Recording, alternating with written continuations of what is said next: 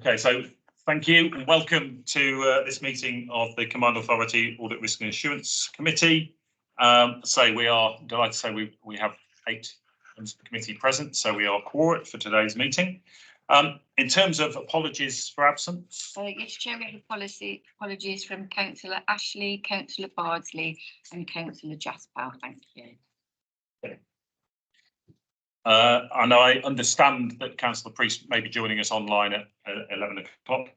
Just should flag 2 members of the committee that at the last Combined Authority Board meeting, it was confirmed that we are required to report back to council leaders for those people who are unable to attend meetings, and so the governance team here will be doing that after each of our meetings to report who was able to attend and, more importantly, who was unable to attend, and that's what we've been requested to do.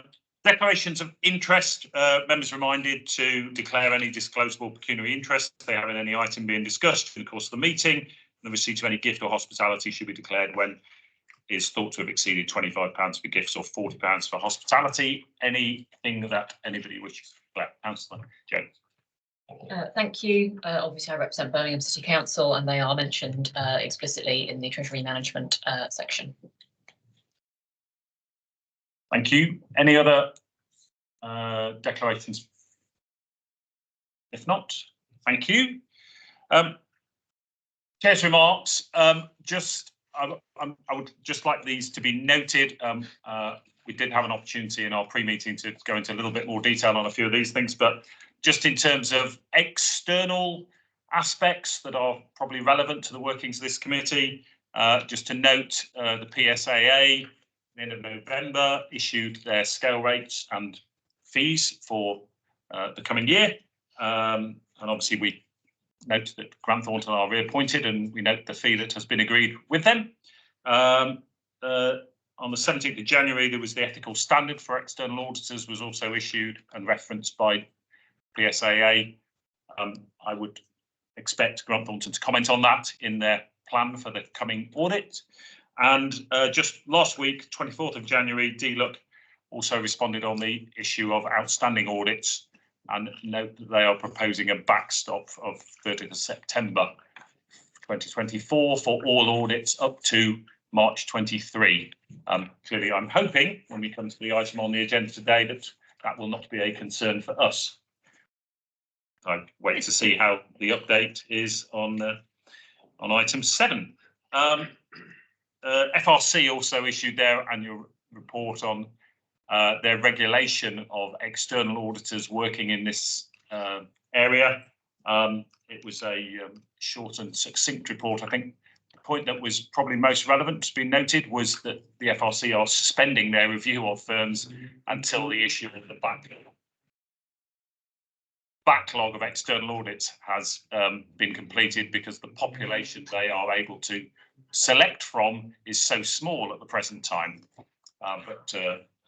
All of those reports are available if anybody would like to see them. So that's the external stuff. Just internally, just to let you know that I attended the overview and scrutiny meeting on the 14th of December with the mayoral Q&A. I attended the board meeting on the 12th of January where we discussed the budget, and I also attended the overview and scrutiny meeting yesterday. And the one thing to just bring out of that was there was a presentation from Dan Essex on the proposed scrutiny protocol, and there are 2 or 3 areas that have relevance to the ARAC, and there will be a discussion and consultation over the next few weeks, months, I think, as to how we in the West Midlands Combined Authority may wish to reflect on those proposals around scrutiny.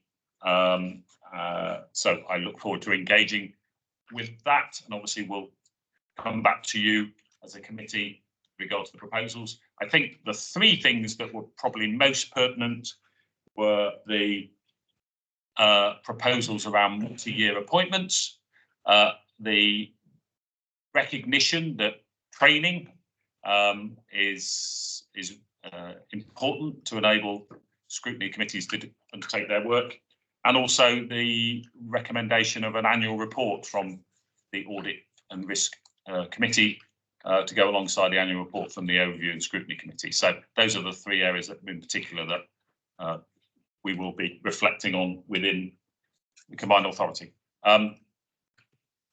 Linda, I didn't know if there was anything you wish to comment on either any of those matters, but you were at the Overview and Scrutiny and the Scrutiny Protocol discussion, but hopefully I've summarised where we were.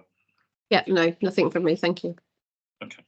Can I just Yes. make a comment on multi-year appointments? I think that will be the constituent the authorities who they appoint. We don't have that role as a combined authority. It's up to them how they appoint the people onto this. The only thing we can request that they should have a substitute ready when their own person doesn't, a delegated person doesn't come, then substitute be. So we shouldn't have that issue of quorum. That's all. Thank you. I think the proposal will be that once the scrutiny protocol has been debated, then recommendations will go to the board, and obviously the leaders will therefore have the opportunity to hopefully confirm their agreement to the proposals. Okay, any other questions? If not, item 4, minutes of the last meeting. Just before I get on to that point, just a point. The minutes of this meeting, I assume, will be going out in the board papers at the end of this week. Right.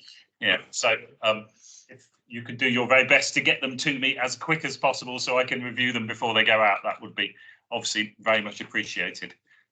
So I presume they're going out on Friday, are they? No, Thursday. Thursday. Okay. I think, are we supposed to ratify the previous minutes as well? Yeah, I'll come. Yes. Yeah, I'll come on to that. Yeah. Okay. If you could get them to me as quick as possible, I will turn them around as quick as I can. Okay. In terms of the minutes of last time, we were not core at our last meeting, so there is a request that these be ratified at this meeting.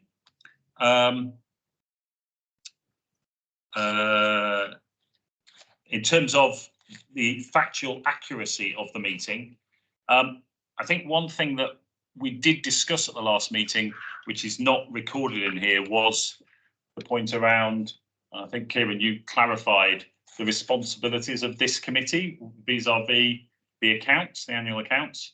And there was also the recognition that the terms of reference for this committee need to be updated to reflect what is set out in that position from 2018.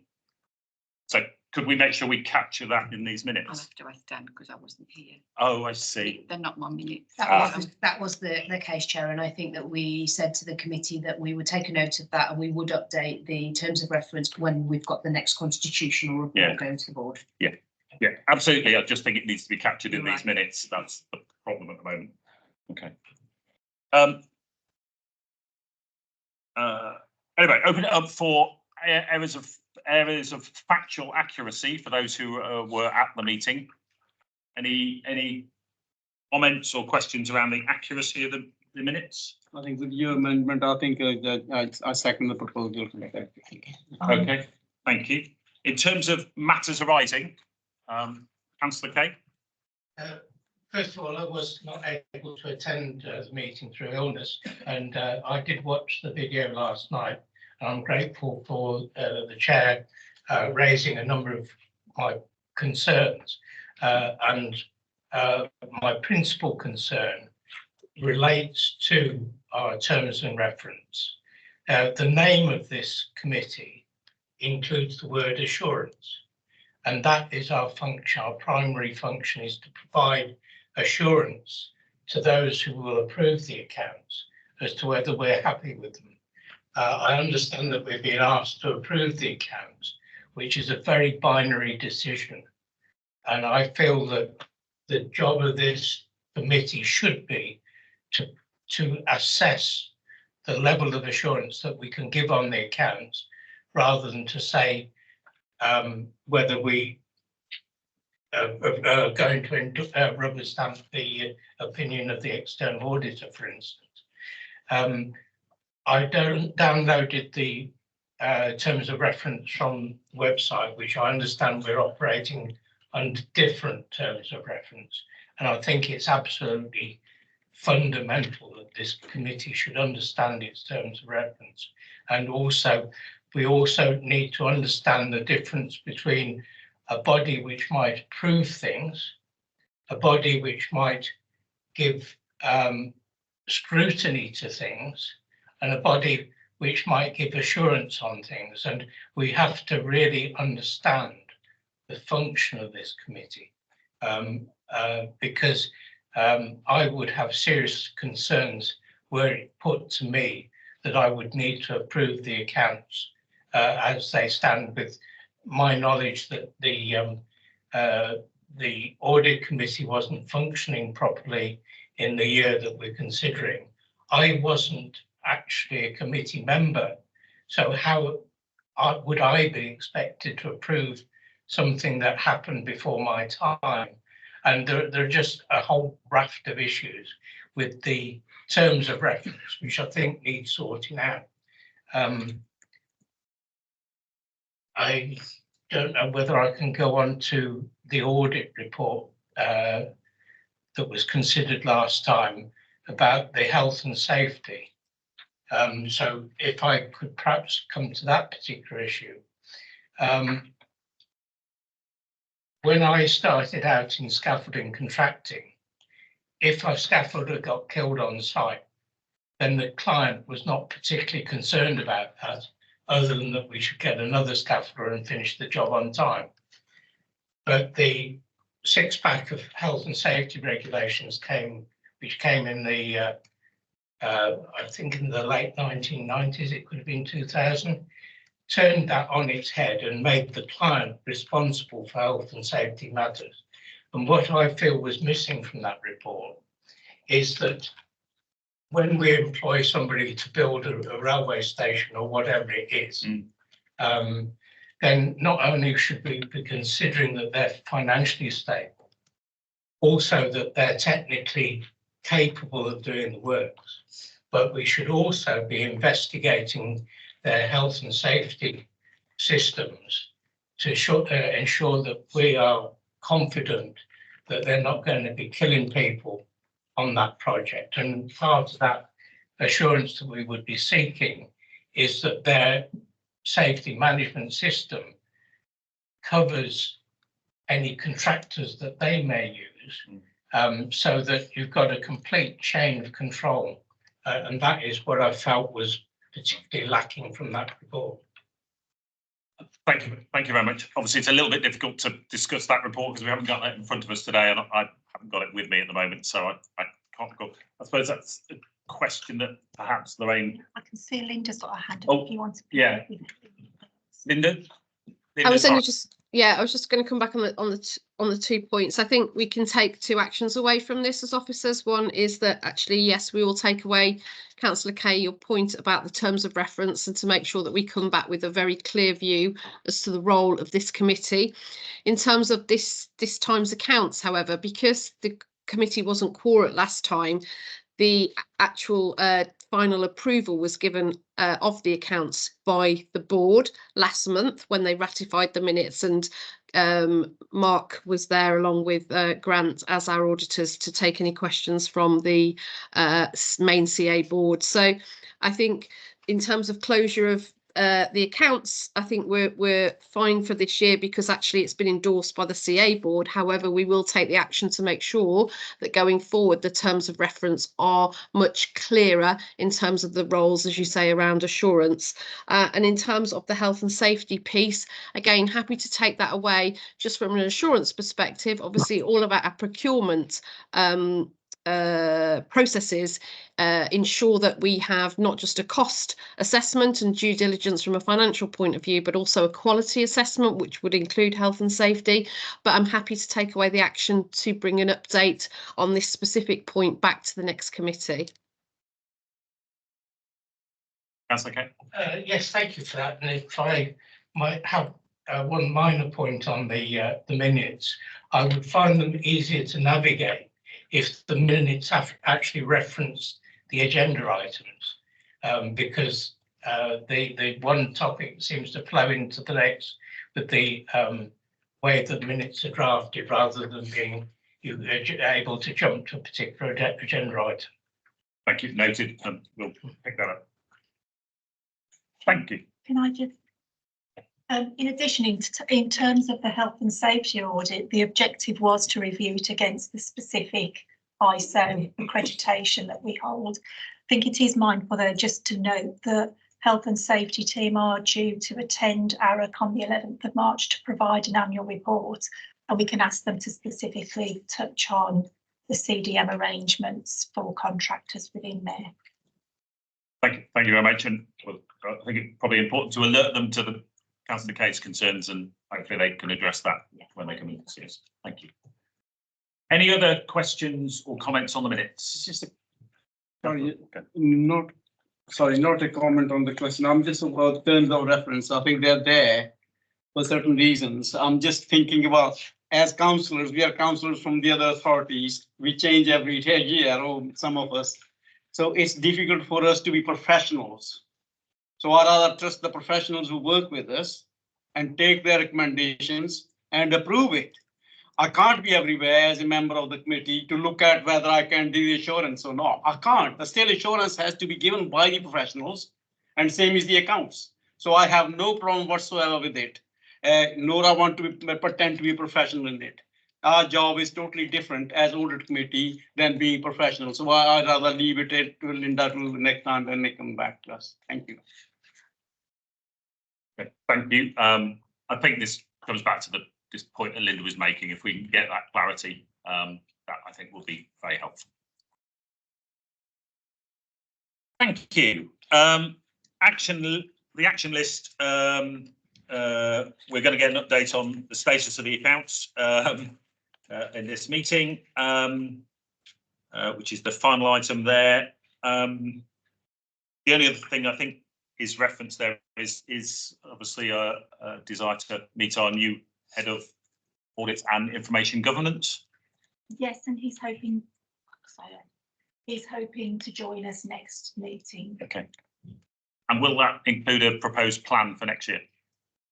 I don't think at this stage. We have suggested that we won't develop the plan. We will allow him to develop that when he starts, rather than him having to just pick up what we're already doing. So When is his proposed start date?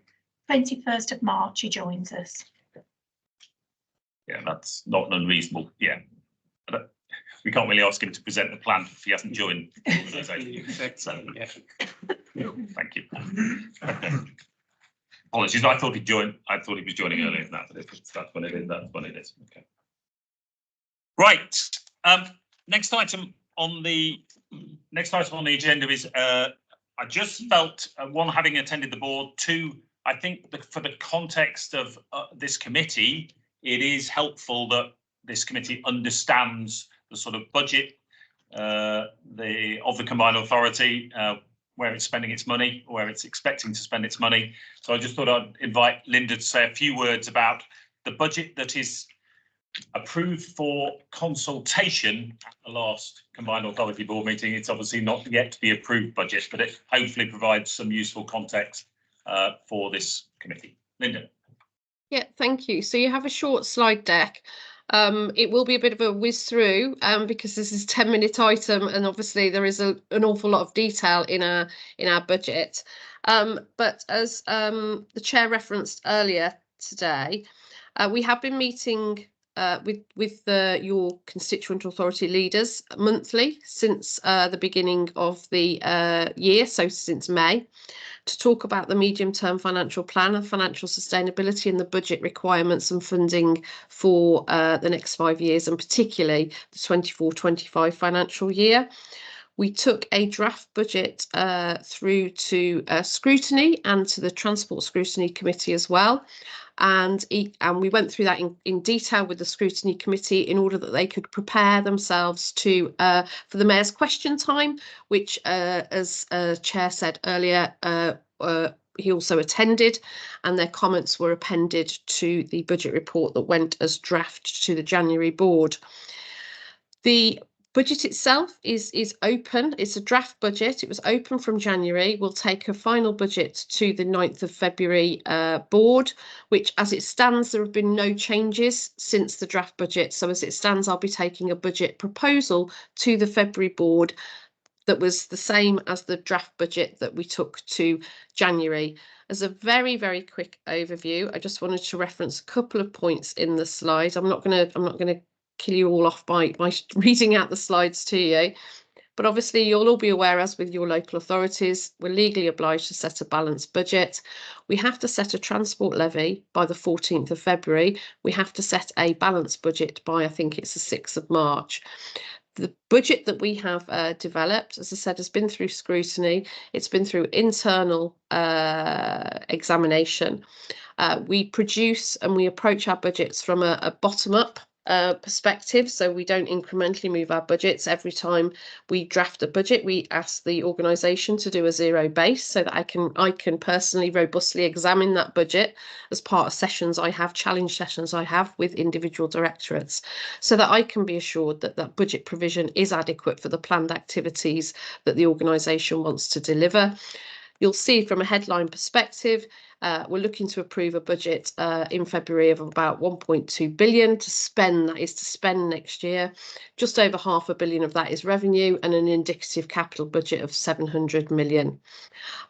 So you'll see in terms of strategic context, sorry, I can't see the slide numbers on here, but there's a strategic context on page 14 that sets out, as agreed by the Combined Authority Board, the actual aims and objectives for the Combined Authority. And you can see there are 6 aims and objectives. And what we do is we ask the organisation to look at those aims and objectives, work with colleagues across the Combined Authority and in your metropolitan areas to look at what do we need to deliver for the following financial year that meet those objectives and ultimately meet the purpose and vision for the region and the Combined Authority. So everything that we have set out and everything we aim to deliver, and therefore all the money that's been set aside in this budget, actually all works to deliver one of those 6 or a combination of those 6 aims and objectives. So if I move very quickly through, there's a slide there on slide 16 that just gives you the underlying budget assumptions. I'm comfortable with the assumptions that we've made. There are some key assumptions in here. One of them being that there is a proposal at the minute that will be going to board, that went to the January board, that will be going back to February board with a proposed transport levy increase of 3%. That is still to be discussed at board, and whether or not that is approved or not, that's for an issue for the board on the 9th of Feb. If we do agree a transport levy of 3%, I will be using 24.9 million of what is network stabilisation grant. So members will recall that as part of the HS2 Northern Leg cancellation, there was 36 billion that was given across the country.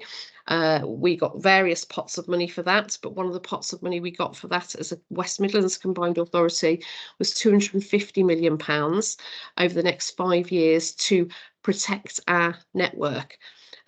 So as part, some of the pressures that we're facing as a combined authority are around transport service provision. So as part of that, we'll be using this network stabilisation grant to maintain the transport network. At the minute, it's 90%. It's operating at 90% of pre-COVID levels in terms of services, but actually patronage is now back up to around 100% of the pre-COVID levels.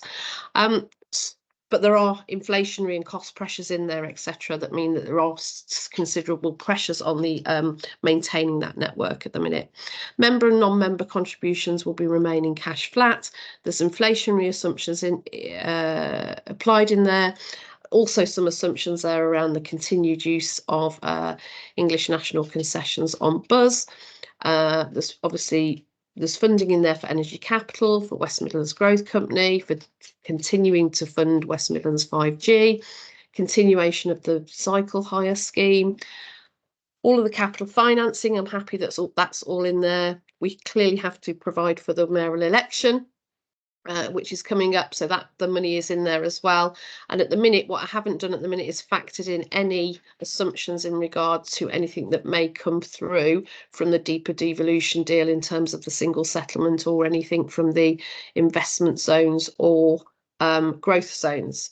So very, very quickly, you have an analysis there on slide 17 that says, well, actually, in terms of proportion, where does our funding come from? So where are our income sources, if you like, from the individual areas? You can see a huge proportion of our revenue budget comes from revenue grants from government, etc., and the adult education funding, and then the other big proportion there in terms of the transport levy.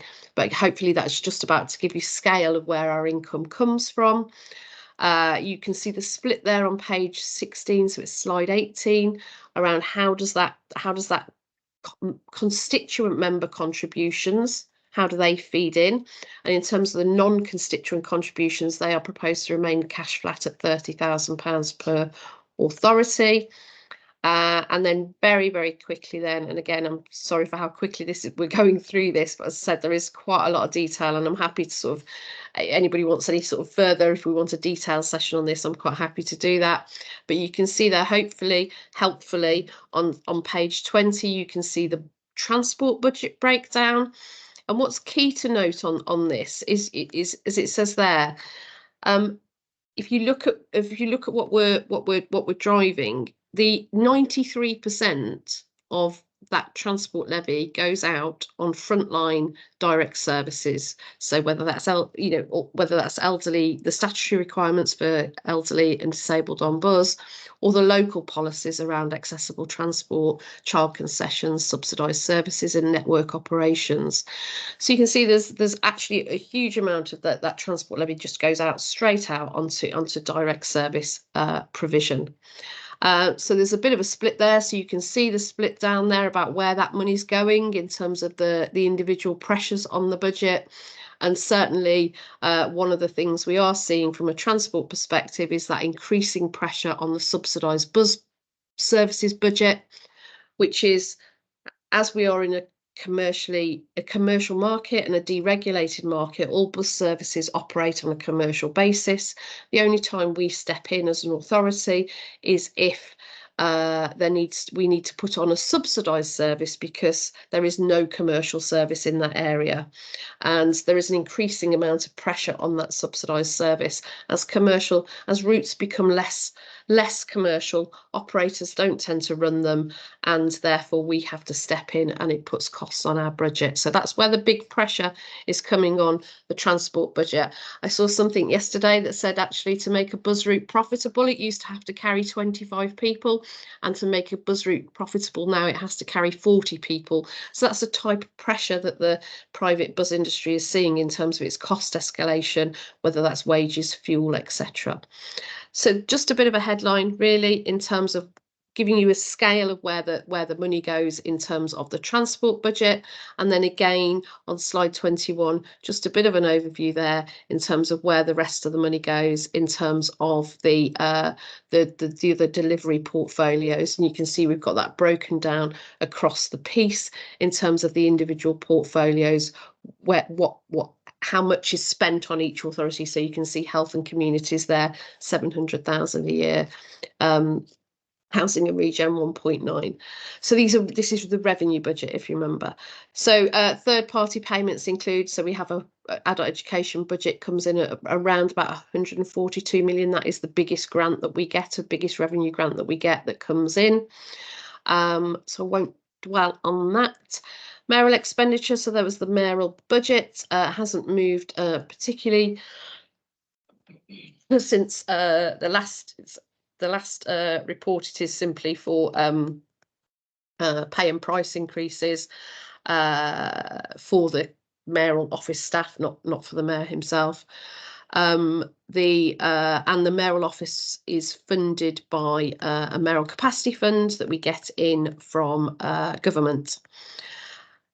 If I move through and to capital budgets, so these are only indicative capital programmes at the minute.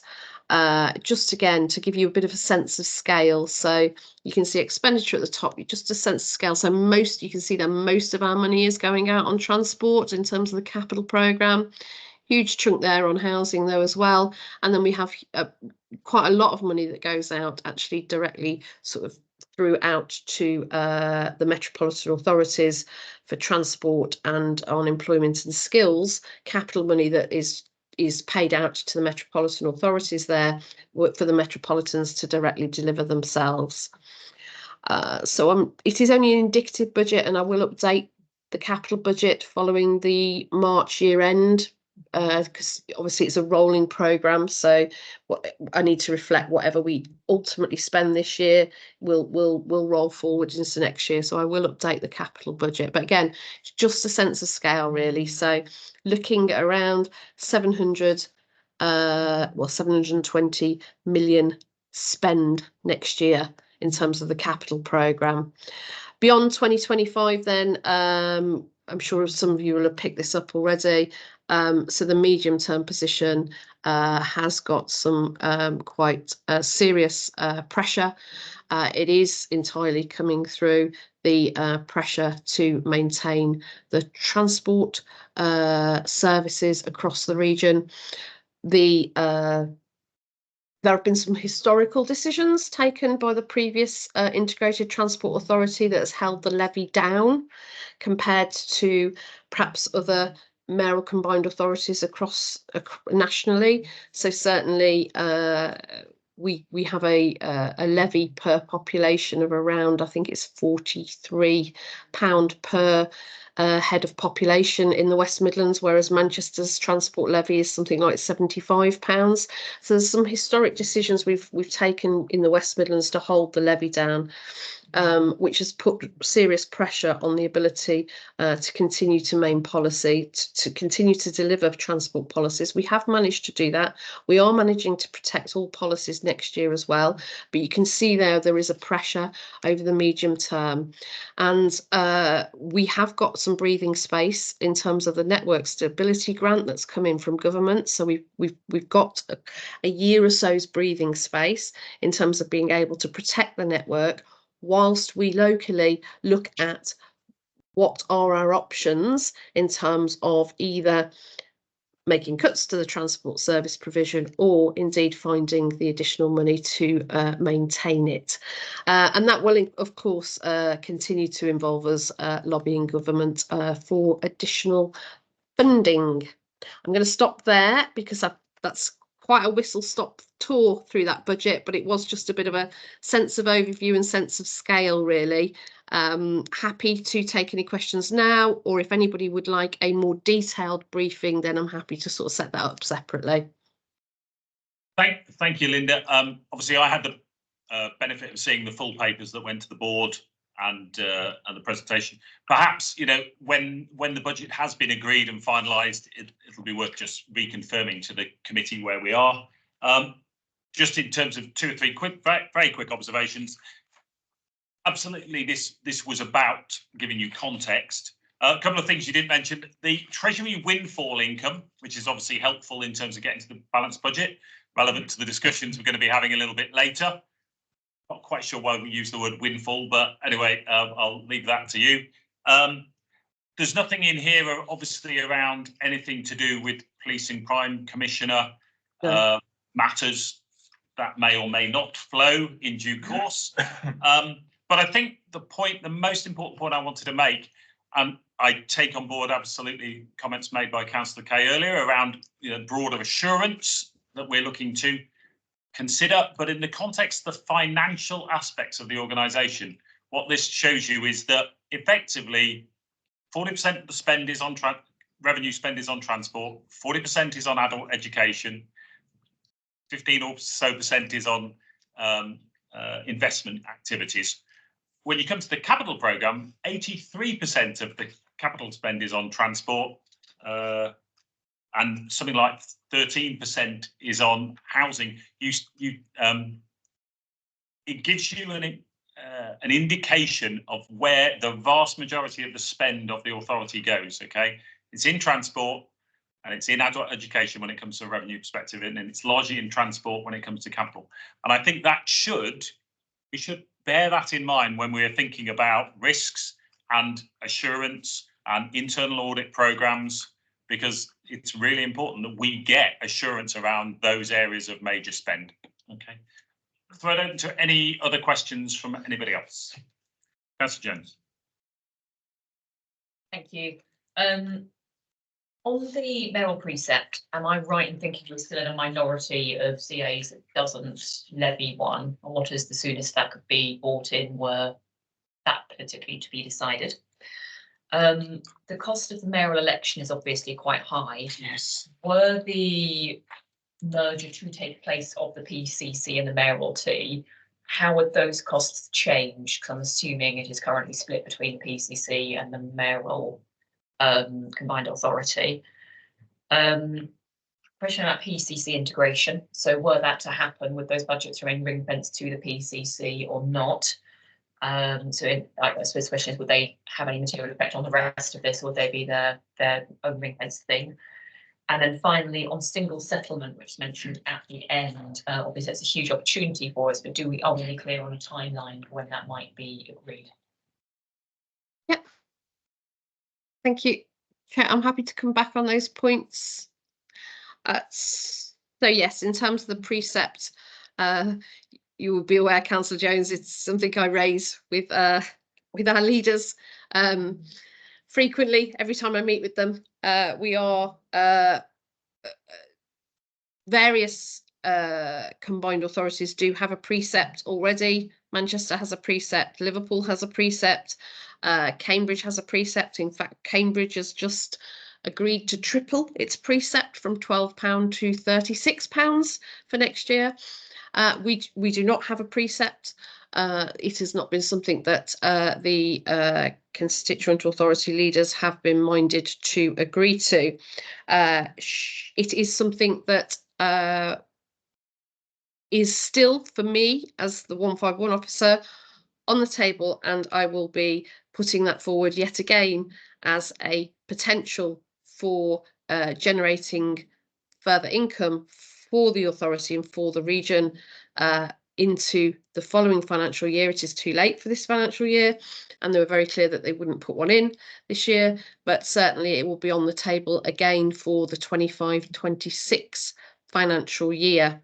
One of the things about a precept, though, we just have to note, is that a precept can only be introduced for mayoral powers, and the mayor himself does not have a lot of powers over the combined authorities budget. So the mayor only has control over his own office budget. The rest of the budget is controlled by the combined authority as a total 8. The constituents and the mayor. Critically in there, the transport powers sit with the metropolitan leaders as part of the combined authority. So therefore, if we were to rate, we couldn't raise a precept specifically for transport at this stage.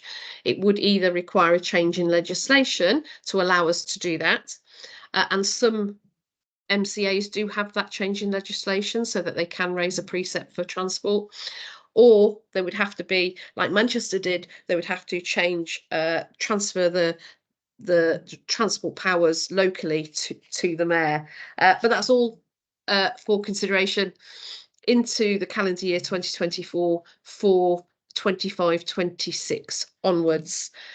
In terms of the mayoral election, that is only an estimate at the minute. As you're aware, the election costs just get split by however many ways there are. So whether that's a PCC, a mayoral election, and or a local election happening, it's an estimate. The governance team are currently working with Coventry to produce a robust estimate as to what that figure may end up looking like, depending on the number of elections happening in the region is how it is then the costs are then split. So you are correct that actually if there was 2 elections and it was just the mayor and the PCC, that would be split. If it is then a combined mayor and PCC, that's just one election, which means 100% of the cost would be to the one authority. But again, it's something we would be having to look at as part of the PCC transfer as to whether the, because at the minute the Home Office funds that element of the PCC election. But as I say, that is only an estimate at this point. Integration and ring fencing, that was about the police, was that question? Yeah, so Yeah. so it's about if the police budget were to come over, would Yeah. it be completely, or could it impact on this? And then just to Yeah. follow up on the last question, have we assumed within the 6.1 million that that is split between the PCC and the mayoralty at this point in time, or is that assuming a combined election, as in could that cost double to 12 million on asking? No, that's my worst case at the minute. I'm being prudent. So I've assumed worst case at the minute from a prudent point of view. I'm expecting it to cost less. And in terms of the integration of the PCC, yes, there is nothing in here around the integration of the PCC. Obviously, there hasn't been no decision made yet as to whether or not that will actually happen. The PCC are themselves still producing. They took me through their budget the other day, still producing their own budget through their own usual governance. And at some point, if the decision is made to integrate, then the budget would just come in as part of the overall consolidated combined authority budget, but it would be still specifically ring fenced to the PCC and the West Midlands Police functions. So it wouldn't be merged with the budgets, but it would be consolidated within. So it would be ring fenced. In terms of single settlement, yeah, so the timescales on that are that it's anticipated that single settlement would come in from April 25. But obviously, so it's not affecting next year's budget. What we do need to do though, and what we are doing is obviously I'm making sure that whatever that single settlement figure may be, we need to ensure that we are at no detriment as a result of that. What it is doing is the 100 or so grants that I get coming in, it is just consolidating them into one grant that will then be paid to the combined authority. So we've got to be very careful here in terms of it is effectively not new money. There's not new money being announced, but they're consolidating existing 100 grant streams into one single settlement that will come to us. So a lot of that money in the first couple of years of the single settlement, as the existing programmes wind through. So if we think that the City Region Sustainable Transport funding will form part of that single settlement, well, that's actually already allocated for the first, well, we're in year 3 now, aren't we? So for the first year of the single settlement, it will already all be allocated. But when the new phase of CRSTS2 starts coming in, that's when you'll start seeing that actually we'll have that more flexibility over how as a region we can use that money in a place-based for place-based impact. But from a budget point of view for next year, it's not in there. Right, thank you. Any other questions for Linda? Councillor. Thank you, Linda. I think that putting on this audit committee, I think there's two main reasons I see it. One is part of consultation, obviously. It is part of consultation. And also second part being audit committee need to see the overview of the system is in right place. I think that's main issue here. But obviously, Councillor Jones made the good points actually. And I was really, when I looked at the figure points, 6.1 million for elections, and it is a bit of rolling the eyes. The other part which you mentioned, Linda, about 43 pounds per head. That is the whole authority, wherever it is they'll be coming back to the authority. And then the 3% levy, is that on the top of it, not separate, not part of that. So I'm just trying to understand 3% levy. And that's people going to pay 43 pounds plus on the top another 3% or 3%. It doesn't 3% coming to but that's a top. I'm just raising a little question on it, whether that's going to plug the hole in the budget. If people say, no, we can't pay it, we have difficulty of paying the mortgage, why should we pay extra levy for transport? That's where I'm concerned. So whether it's a bit of, and also it's not going to be as part of the bigger budget, it's very much in your back pocket for Andy to use it. So it's not really, I'm sorry, I'm just putting the loose end, but that's how it is. 3% coming back to your budget, which only Andy can use it, nobody else is there. So I'm just thinking of, in a way, where decisions are, where the democratic system will be working. That's a part of the process I'm looking at, not except sort of pointing a finger on it. It just that 3% levy will be raised for the mayor who can use. No. All right. Okay. Yeah. Can I just come in on that, because it's and it just needs to be, that's not correct. Okay. Yeah. Transport powers do not sit with the mayor. The mayor cannot vote on the transport levy. It's only the voting on the transport levy is only the 7 metropolitan council leaders. The transport levy is the responsibility of the 7 leaders, and the majority, virtually 90% of transport powers, other than a couple of things around key route network, sit with the metropolitan leaders as part of the CA, not with the mayor. The transport levy is not a precept on individual council tax and citizens. The transport levy is a contribution to the combined authority for the transport service provision from each of the 7 metropolitan councils. So that's been in statute since about 1992, where in the West Midlands metropolitan area, the combined authority, previously Centro, is the regional transport authority, and each of the 7 metropolitan councils has to pay a levy in to fund those regional transport services on a population basis. Now, my comparator there for the combined West Midlands compared to Manchester was just simply saying, per population, the amount of the transport levy that comes in from the 7 metropolitan councils into the West Midlands divided by the population is around £43 per head of population, whereas in comparison terms, the amount of transport levy that goes in from the metropolitan areas in Manchester into the transport levy for Manchester is around 75. So you can just see that there's a different proportion. We have the aspirations of a transport network like Manchester, but we're putting in sort of, only half of the amount of money. So it's a levy, not a precept. The precept, we haven't got a precept. And therefore, that's not an issue for this budget. We have a gap in this budget of around £28 million for next year on transport. To put the transport levy up by 3% will generate about 3.6 million. So that will just go into reducing that deficit. The budget then proposes to mitigate the gap on that deficit by using the new government grant that's come in.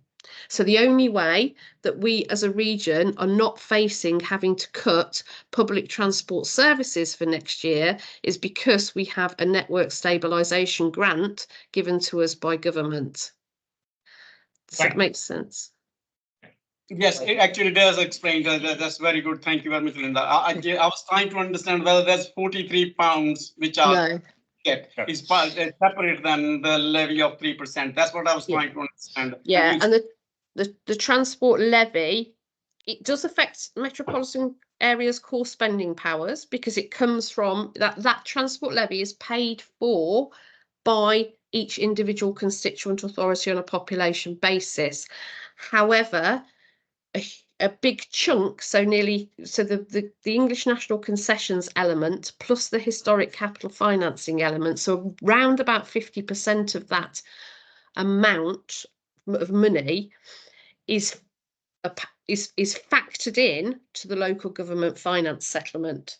So the element that is locally funded, if you like, by however, by the council tax budgets or the budgets from your metropolitan authorities, is the bit that around child concessions, subsidised services, rail and metro concessions, your ring and ride services, etc.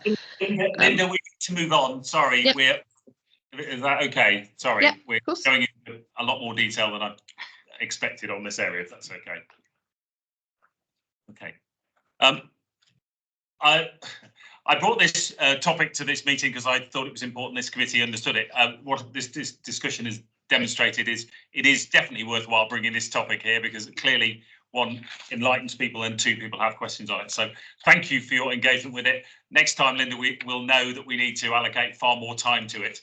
It was the first time we've done it, and I thought it would be helpful, and it clearly has proven so, more helpful than perhaps I anticipated. So thank you very much. I'm hoping there are no further questions on this. This will come back to the next meeting when it has been finalised. But thank you for all those questions and all the explanations, Linda. Cheers. Right. For the remaining sessions, I'm going to just ask people to be really brief, introduce the topic, and open it up for questions on the papers that hopefully all members of the committee have had an opportunity to read. So without further ado, an update on the accounts, and I know that Grant is here as well. I'm hoping that's good news, but please hear an update on where we are. It is good news. Thank you, Chair. So as we've already heard this morning, the committee considered a report to approve the 22-23 accounts. So that's for the financial year ended 31st of March 2023. The interim audit findings report was also considered alongside the auditor's draft annual report for the same year. So at that time, there were two outstanding matters to resolve, and the first one was the valuation of the combined authorities share of West Midlands Pension Fund, the accounting valuation in the context of international financial reporting requirements. And secondly, responses to a sample of grants that have been submitted for query by the auditors just before the meeting. So I'm pleased to confirm that the finance team have completed the outstanding work in consultation with the pension fund actuary, and a final version of the audited accounts for the 22-23 financial year has been shared with you, Chair, for your final review. So subject to the final reviews by Grant Patterson and Helen Lillington as the audit manager, we are very hopeful that we can publish the 22-23 accounts in the next couple of weeks. But I'll come back to you, Chair, for Grant to add his comments. Okay, so in terms for, I believe that all the draft accounts were shared with this committee back in June, July time. We did flag early on that there was a potential adjustment because of pensions. Effectively, there was a £54 million asset that was in those accounts. That is no longer in the accounts. Okay. It's technical accounting around pensions, but £54 million is still £54 million. So, we were waiting for technical guidance as to what the correct accounting was.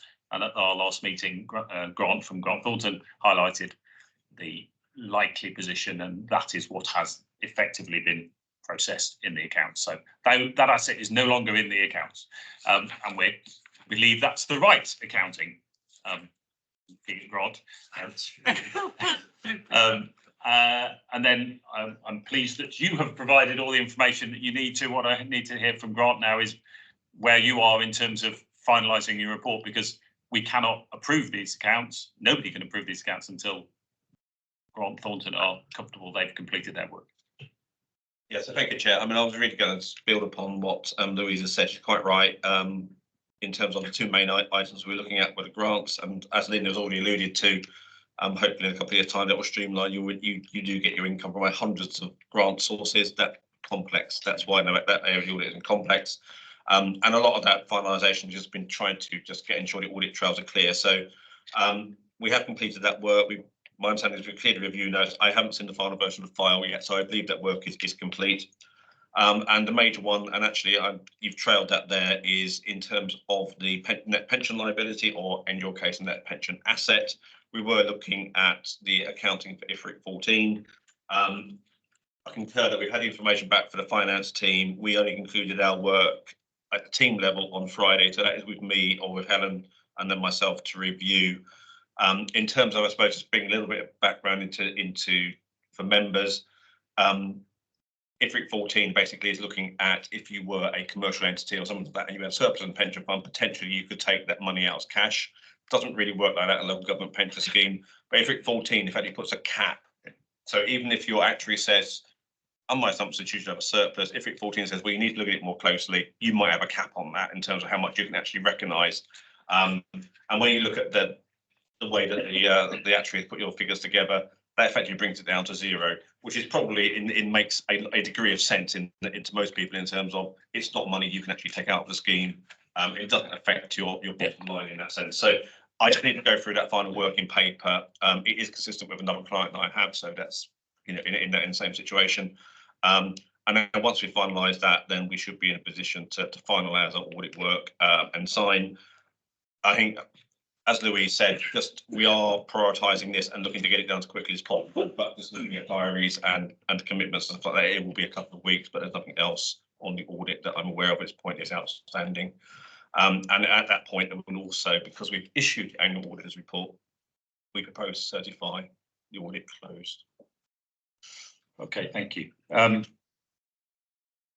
we need to wait for you to complete your work and then we can take the matters forward. As Louise has said, I've had an updated, hopefully final draft of the account shared with me, which I've gone through, and I'm just passing back a few residual comments after this meeting. I think in the circumstances, I will update the committee as and when I receive the final sign off from Grant Thornton. Okay.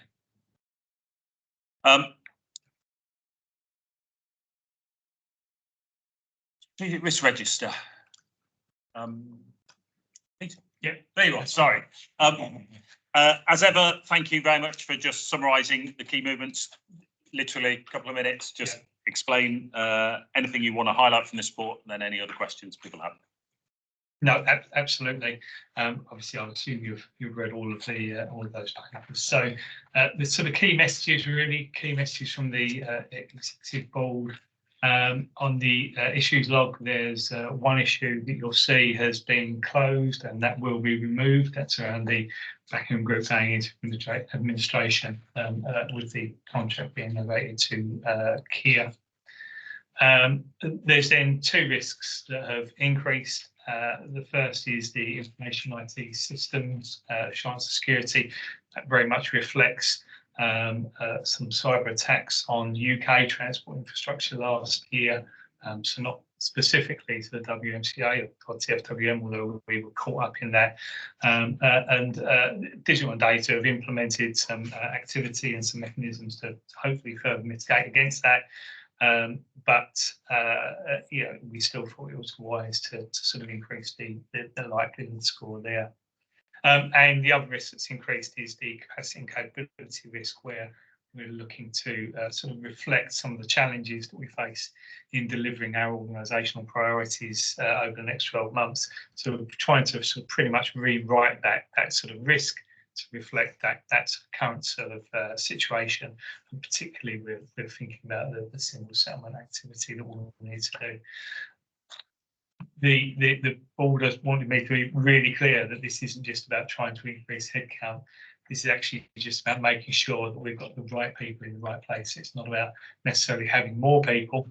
It's about having the right people doing the right things in the right place. So just to be really clear about that. Anyway, the focus now is I've said my point. The focus now is very much on sort of reviewing our requirements. There's I don't know if the discussion with the executive board has taken place or is about to take place, But we'll, as with all of these risks, we'll be sort of keeping them under review, and we'll have more to sort of share on both of those, I think, in March when we next take a sort of full review.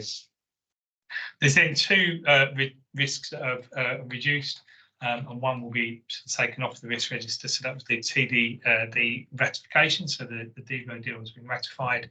So that risk will be removed from the strategic risk register. And the single settlement negotiations, again, quite a sort of thorough rewrite of that risk, and the likelihood is reduced slightly. And they were the main points I wanted to point you towards.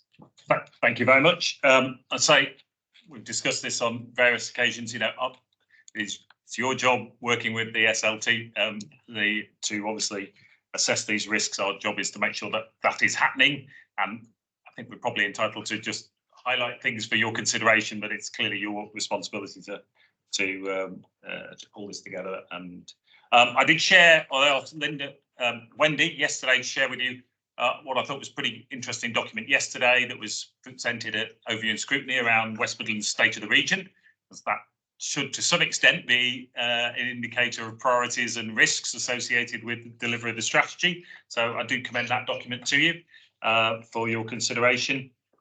A couple of quick observations from me, and inflation and supply chain. I suppose, given what we heard around Treasury, given where the economic analysis, it's still sitting as 25. I appreciate there's still inflation out there, but it's coming down, and at some point in time we might conclude that isn't the highest level of risk. I don't know.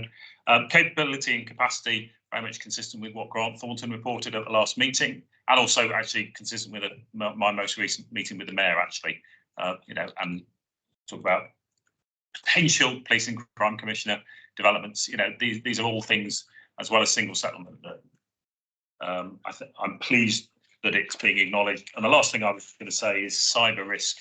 In another place, I was reflecting on, I don't know if people have seen the cyber attack that the British Library suffered in November, disabled their systems for 2 months. There was an article in The Guardian the other day suggesting it cost them £7 million and counting. These things are hugely expensive if one gets caught. So I completely support all steps being taken to minimise, you can't remove yourself, but minimise the risk. But I would also flag the point that comes up in the report later, that it's not a technology issue, it's a people issue most of the time. So, other questions, comments? Councillor Kay. Thank you, Chair. I was struck by the relatively shortness of this list of risks. We've had when we decided to buy a particular brand of trout, we obviously didn't assess the risk of or some structural failure in that particular variety. And now when you hear about electric buses bursting into flames, there are obviously widespread other risks that could happen. For instance, industrial action in the transport system, which could close the transport system down for a long period if there was a protracted dispute. What sort of mitigations are we doing to prevent strikes, for instance? And things like road surfacing. When we're all driving our electric vehicles and there's no oil or not much oil being produced, then we won't have the macadam roads. Now, I know that the authority is looking into other types of road surfacing, but when we're putting all our eggs into a particular transport system, I think we ought to be looking at the overall risks as to how that could look in the future. Thank you very much. Interestingly, others have observed that we've got too many risks for a strategic risk register. So, it's always a fine balance. And I think I'm right in saying that this is combined authority strategic risks. There are clearly significant levels of risk registers beneath this for individual activities. But Peter, do you want to respond? That was going to be precisely my point. Is I think you should think of this sitting at the very top of a pyramid of activity. So I would hope that colleagues across sort of transport for West Midlands in particular would have at least some of the risks that you were sort of talking about on their radar. And it's as those risks start to grow and themes start to emerge, I would start to expect things to appear here. Can I just come back on on 2 of the 3 points that you raised at least? So on inflation, that's definitely on my radar for the executive board to review, and I'll look to do that and the next one.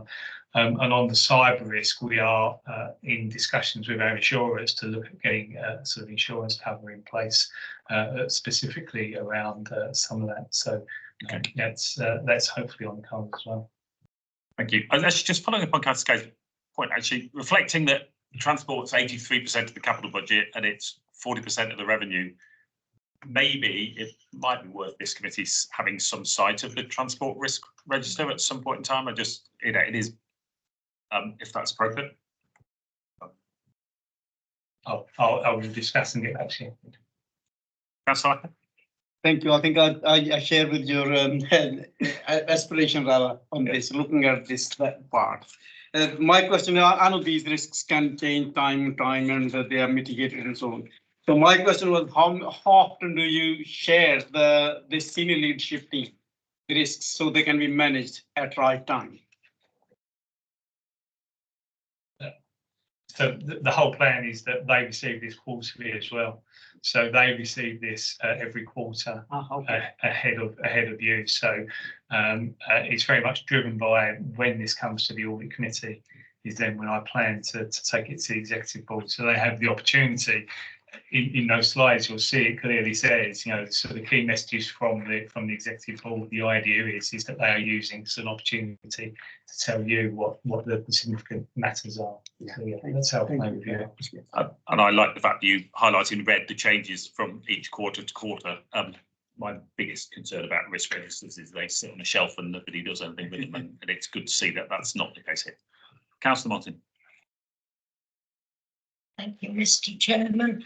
I noted in one of the reports that we've had that the West Midlands has the highest level of young people living in the West Midlands. So I was interested in the higher education, which I think something like a lot of these young people take. But those young people are going to need houses. And I was just wondering where that is in the risk register. Thank you. So I've actually tried to avoid having all of our sort of key objectives reflected in the risk register. So to avoid having a risk register that is the opposite of our objectives. You know, so we set out to do things and we have a risk register that says, what if we don't do it? I've tried to create a strategic risk register that genuinely captures those issues and matters arising. So housing and regeneration will have a risk activity and we'll be sort of looking to manage those risks.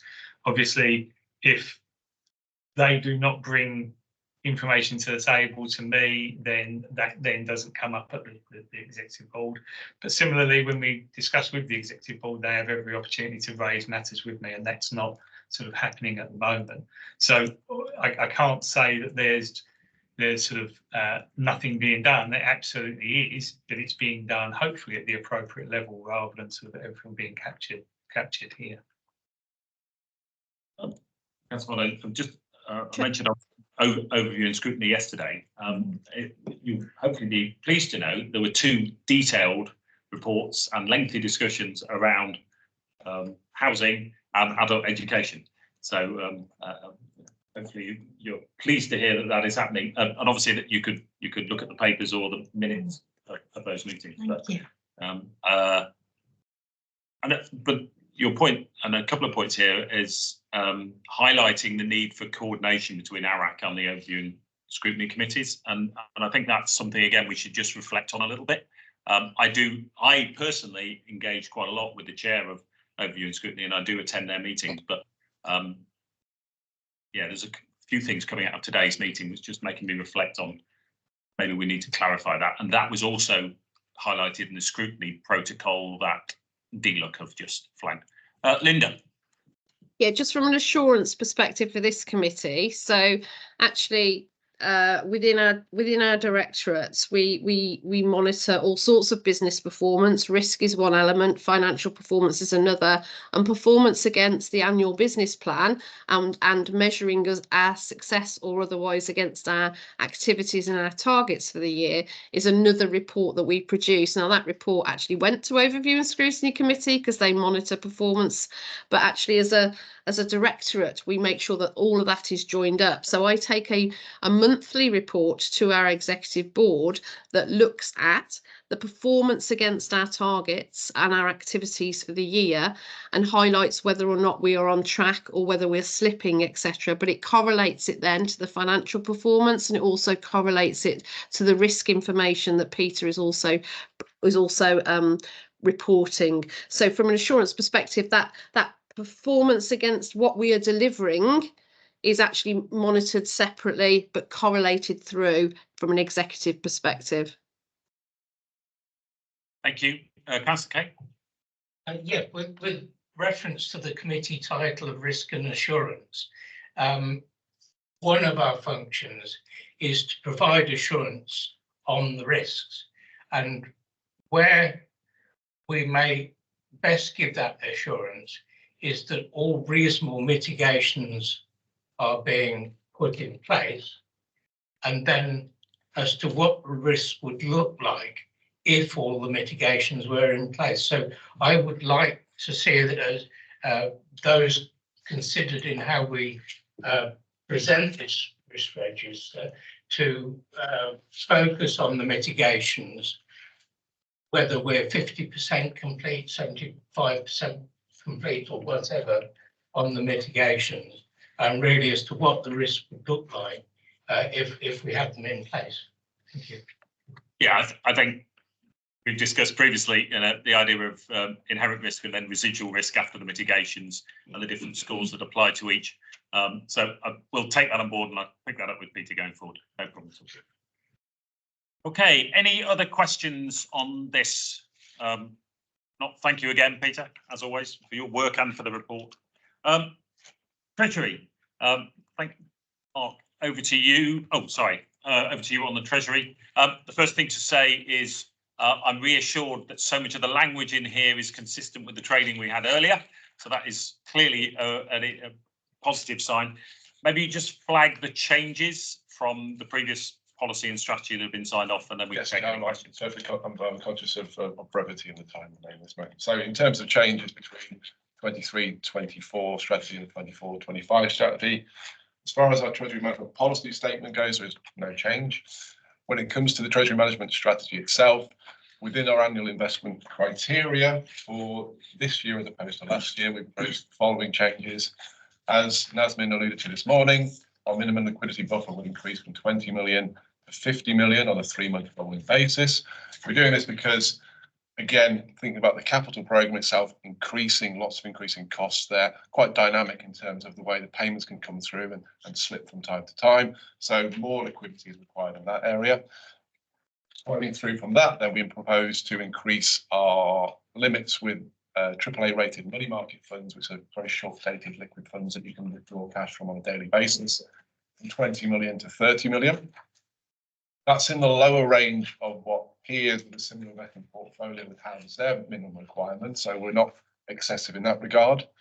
And then moving further from that, for UK local authorities and for supranational entities, we're proposing to reduce our limits from unlimited down to 30 million for each, which provides us with enough operational capacity to select the right type of counterparties, but not overexposure to individual authorities.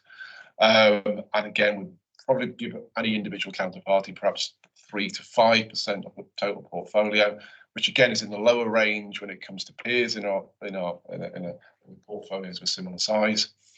So those are the principal changes between the 2 years, and perhaps I'll leave it at that and take questions. Okay, thank you very much. A couple of things I was just going to say.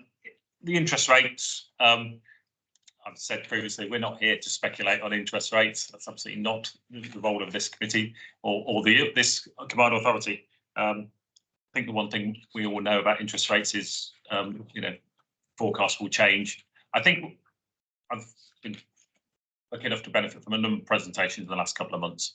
I think everybody is speculating. Well, everybody is suggesting that it's going to be quite a volatile year when it comes to interest rates, and expectations may change quite a bit. So, but it was interesting to hear the view of Link. My only question, I think, and I sort of flagged this with yourself and Linda in advance, is the strategy obviously gives the ability to borrow short term for working capital needs or cash flow needs. And I noted that in December that had been undertaken. It'd be just interesting to understand. I wasn't aware that had happened before. I don't know how often it has happened.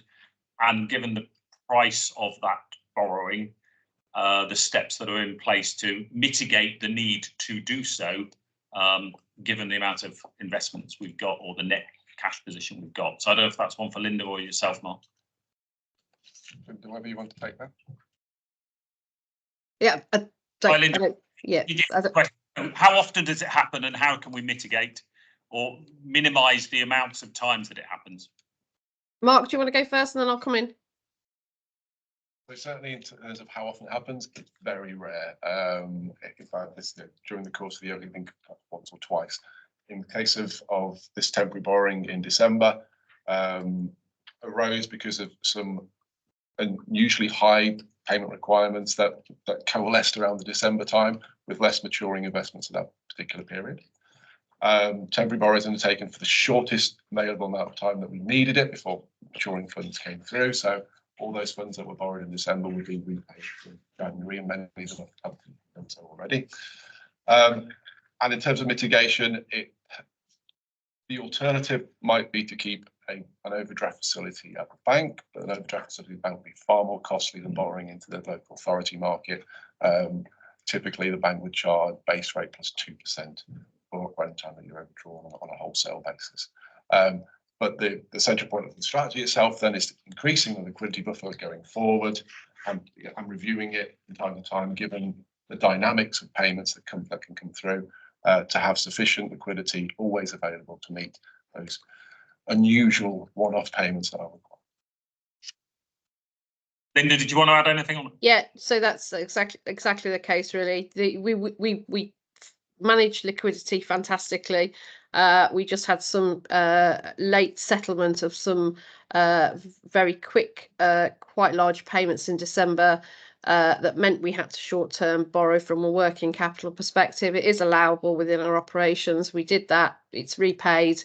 I can't even remember the last time we did it, to be honest. It's very, very rare. I think we are quite effective at managing our liquidity normally, but we will just have a quick look at the liquidity going forward just to make sure that we're not caught out again. Thank you. And I should repeat the observation I made, well, as came out of the presentation this morning. Our average returns on our investments of 4.04%, I heard. Our average cost of borrowings is 2.7%. And you have secured sufficient borrowings to take us forward over the next 4 years. So, I don't lose sight of everything that's been achieved in the Treasury place, and the fact that we've observed 5 million of what you're describing as windfall income this year is further evidence of the Treasury management that's been taking place. But open up to any other questions that people have, either based on the proposals. Just a quick one. In terms of the revised investment criteria for 24-25, do you have any current investments that exceed that? Are they all within that range? No, they're all within that range. Any other questions? So this is an important part of our responsibilities this year. This will go to the board next week for agreement ratification. But unless there are any further questions, I just want to remember I mentioned earlier about the money market issue. Is that adequate, or is there too much money in the money market? I'm just thinking of the security and so on, and impact of it. I know it's just Mark and I had a discussion earlier on this. Are we putting enough or more money in the money market? Then because there's some, is it the right amount? Sort of, it's your judgment rather than any rules on this. I think that's what I was trying to understand. Perhaps if I could just do a brief description of what a money market fund is. It's a group investment fund where many investors come together and it's managed on your behalf. Each one that we use is AAA rated, so it has the highest credit quality. They also have very strict regulatory guidelines about how much cash they've got to keep available to be repaid on any one day and the weighted average maturity of the investments that they can hold. So very short dated, very highly regulated products that allow for instant cash access. And in terms of the limits itself, I was referring to, we did a review of peers to see the limits that people or authorities with a similar sized investment portfolio to ourselves might have, and we are very much at the lower range in choosing 30 million. Authorities typically with our kind of investment portfolio would have a limit of 50, and some of you have 100 million with these types of funds because they're regarded as very secure, and also they're very liquid, so they're very easy to withdraw from. Okay, thank you very much. So it should have just flagged, just a reminder that during the year, because of the concerns around the financial health of certain local authorities, the approach around local authority counterparties was also changed during the year, and that is flowing forward into this year. So page 72 of the pack does say that no deposits will be given with authorities issued a section 114 notice yet to be rescinded. No forward traded dates beyond 1 month ahead. No trades with authorities where audit accounts are not available for the preceding financial year. I did wonder about the ability to achieve that, given that final point. But I think at the point of writing, we're thinking if an authority had not had its 21-22 accounts signed off, then we would need to look at that in terms of due diligence rather than 22-23. Yeah. And certainly if their accounts predated that, then the factual, actual, verified evidence about their financial statements in the world was growing further and further away when it came to looking at them in terms of due diligence. So that's the metric we've got. Yeah, I'll just leave it with you as to whether the sentence there is quite saying that, because you could read that as in a slightly different way, and at which point in time you wouldn't be able to invest with anybody because hardly anybody's got their accounts for the preceding year signed off. For ourselves, perhaps. Well, you never know. But so just clarify the wording on that. Perhaps that's all. But anyway, the more important point is, we changed our approach during the course of the year when we recognised that risk, and that has flowed into the policy for next year. Thank you. Right. Thank you very much. Everybody happy that we recommend that for approval at the Combined Authority Board next week. Thank you. Information Governance Annual Report. Again, apologies, we're very short of time, so just key highlights. Thank you very much. Hopefully members have had an opportunity to look at the report. Just briefly sort of highlight what we do in this area, and those obviously manage risks around the handling of information, put in place mitigations, ensure we handle information data secure, and that really for us is currently into 3 areas. Firstly, gaining the best possible strategic understanding what data we collect and how we handle it and how we process it. Secondly, putting in place organisational controls. And these are controls around ensuring that we avoid human error or handling of information by individuals which could lead to a breach. And thirdly, around technical controls. So that's around the IT, and that's around ensuring that the IT is robust enough to prevent any sort of loss or breach of data. That's really the work that all the work streams we have undertaken, they're in those 3 areas, and that's what we're looking to do. And the overall aspect is to continue to improve the maturity of the organisation and be able to demonstrate a level of work streams which are designed to prevent breaches of information. Thank you very much. I had an opportunity to review this report in advance, and I'd say I very much welcomed it and thought it was a good summary. Stuff around bring your own devices is clearly very important. Pleased to see no incidents of crime reporting to ICO. The more you raise awareness, the more you will get reports. We should be prepared for that and welcome it to some extent. The reference to employees often the weakest link in terms of causing incidents. So everything you can do around communication and training, I completely support. And then the last thing is the recommendation that perhaps this is an area that internal audit might wish to have a look at in due course. I think I'd very much support that as well, but we'll pick that up with the internal auditor in due course. So those are my quick observations. Councillor Monson. Just one question. Can you confirm if all our staff who have access to information have the level of training required under the data protection? And so, yeah, absolutely. Under data protection legislation, we're required awareness and training. All new starters have to undertake an online course. That is then repeated as they remain with us as employees.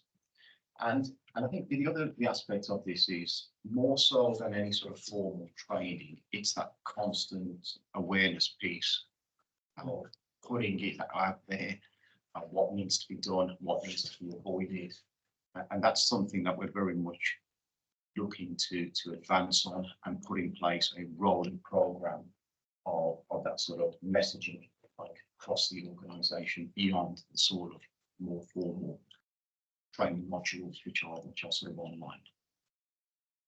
Thank you. That's okay. Yeah, a more concerning factor, perhaps even more than the technology, is the human factor, and that there are the Irish police who handed out all the names of officers under a freedom of information request. Those sort of incidents. We feel that staff training is fairly good in Solihull, but our IT department tried to test this, and they set up a fake scammer website, and they then sent a fake scammer email around to all staff, and over half of the staff clicked links in the email, and a good proportion of them entered personal details into the website. So I think a little bit of innovation in the way we look at things is quite a useful way of testing them. Thank you. Completely applaud that. In my previous employment, we had tests of that nature go out every month to a sample of employees, and yeah, I won't comment on clearly the extent to which people fell for them, but I completely support that. Yeah, absolutely. And we also have done similar sort of exercises here, and they always produce that sort of a small element of people who will click these messages, and that gives you a really good sense of where you are and what you need to touch upon. And I can say that at some stage there will be something similar done this year. I know digital data are already planning doing some sort of exercise of that nature. It's incredibly powerful in terms of raising people's awareness. So I completely support it. Just a question actually on the previous comment from Councillor Martin. Because there are freedom of information request comes must be there. Somebody's handling it. I was trying to understand if there's any looking through a system how that's handled. If there are any things which can be. Sometimes you don't want to give the information because you think is right, and some officer may not think the same way, and the information is right. I'm just trying to understand how it's being managed on this side. So we handle information requests centrally. Yeah, they're not done by teams.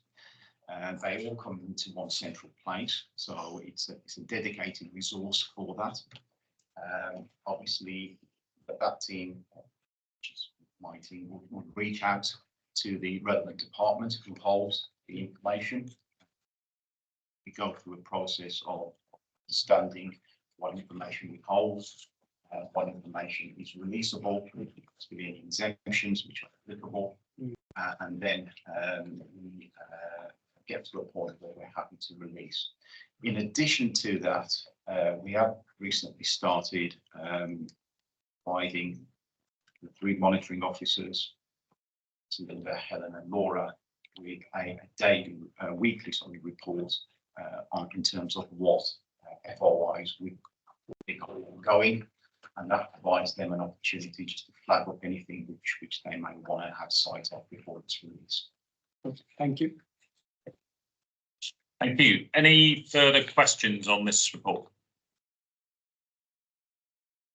Not. Thank you for the report. I think you've got a sense of, you know, the fact that we recognise the importance of what you're doing here, and very much support the sort of initiatives that are being taken. So thank you. Last but not least, I've suddenly realised that clock's wrong, so we're even more slightly behind than that clock suggests. So Order the risk register. Yeah. I'll be as quick as I can. Just initially, just wanted to introduce my colleague next to me. This is Sal. He joined the organisation a couple of weeks ago, and he's our first member of the new in-house internal audit team when it all comes together. So he's just here today, just for a bit of awareness of what looks at. Yeah, we'll come back tomorrow. Hopefully everybody's had a review of the report. You're aware of where we are currently on the audit plan. I think it's more important if I refer onwards to Bami, who's on the screen, so he can just provide a quick summary on the details of the audits that have been completed in the last period. Bami, over to you. You're on mute, Bami. Bami, you're on mute. Sorry about that. Sorry. Good afternoon, everybody. Yes, sorry. Over the last period, we did key financial systems audits, and we completed 4 audits: budgetary control, general ledger, payroll, and treasury management. Budgetary control and general ledger, the opinion were substantial, and there were no issues raised at all, and therefore there were no recommendations. With the payroll and treasury management, the opinions were satisfactory, and we identified 3 issues on the payroll audit, and the treasury management 1 key issue which we identified. As far as the payroll audit is concerned, most of the issues there dealt with the need for independent review or third-party checks on the work being done by staff. There were no major errors on the payroll itself. It's just that the certification process to demonstrate that supervisory control is effective was not always being done. We made recommendations which management has accepted, and which they've implemented or are in the process of being implemented at the moment. On the treasury management one, the key issue we raised was the operational boundaries required to maintain an even spread of investment across counterparties had been exceeded. Now, the issue itself, was not part of the original brief, but this is where we demonstrate added value work of internal audit, because during the audit, it came to our view that an issue had been raised which statutory officers had already been advised of and addressed. But the key thing that we needed to do was to make sure that whatever caused the original problem had been addressed, and we discovered that the key issue was the Treasury Live system, which there was a component within the Treasury Live system which had not responded in the way that it was intended to. So what we did was to have a look at why the issue, arise, and to make sure that the fix which the Treasury team had put in place was working. So we did a live walkthrough test to make sure that the fix does work. And as a result of that, we identified that it was working, but that additional controls would be needed to make sure that if there was an issue where a staff override the loan limits, that there will be a need for a senior officer to certify that process. So as a result of that, we then address the gap which was which we discovered. Those were the key issues. I'm happy to take any questions. Thank you very much. I think we're aware of the Treasury one. We discussed that at the previous meeting. But thank you for the work on the payroll. Can I just ask, what's the current status of the 2 outstanding financial systems audits? And do you have an indication of the likely level of assurance on those 2? This is receivables and payables. Well, sorry, as far as I'm aware, those audits are in progress, and we are not yet in a position to report on the opinion, on that right now.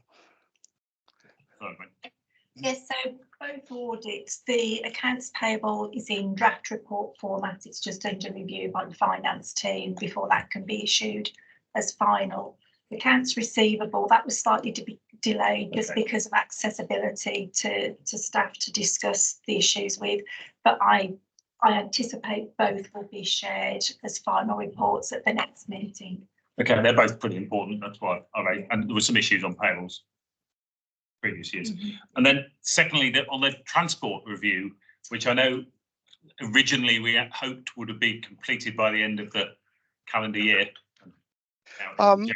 So yes, sorry, I'm dealing with that. I've now completed all my analysis and I'm in the process of completing the report. The report should be ready well in time for the next ARAC meeting. Okay, thank you very much. Right, I'll throw it open to any other questions. Councillor Kate. Thank you. We have substantial internal audit assurance on general ledger both last year and this year. Yep. And yet in the CAC for last meeting, the external auditors expressed concern about the amount of spreadsheets used in producing the accounts rather than the accounts coming straight off general ledger. I just wondered whether the external audit experience in the current period can give us any further update as to how the general ledger is working. Okay, Louise. Yeah, I can respond to that. So we kind of got halfway there. So the Combined Authorities Comprehensive Income and Expenditure account. So that's details all of the expenditure and income. We automated that during 22-23 financial year in preparation of the 22-23 accounts.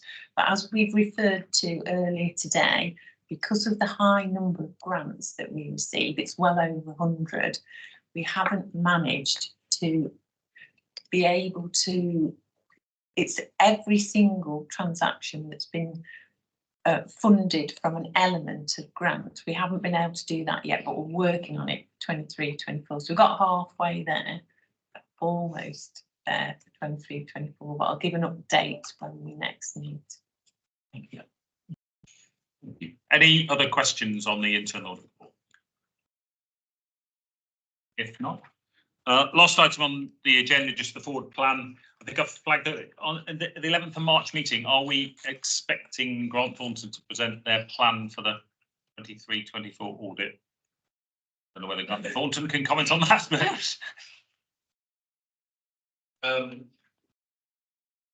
It has to be discussed. It's going to be quite tight, to be honest. I probably just need to talk to Linda and Louise offline in terms of that. The planning work is in progress. Okay.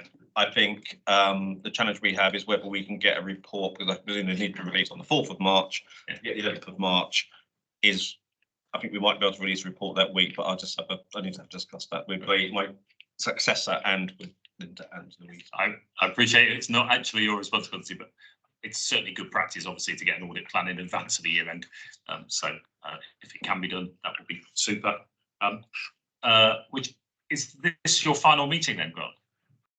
I was sitting here wondering about that, Chair, but I suspect what might happen is I'll come to the March one in case there are any final queries from members and the audit committee, and come along with both Laurelyn and Zach, who is your new manager as well. Okay, I will reserve my comments until then. Thank you. Okay, any other business from anybody else? If not, thank you. Apologies, we've slightly overrun. Thank you for your engagement today, and yes, and thank you for enabling us to be quorate.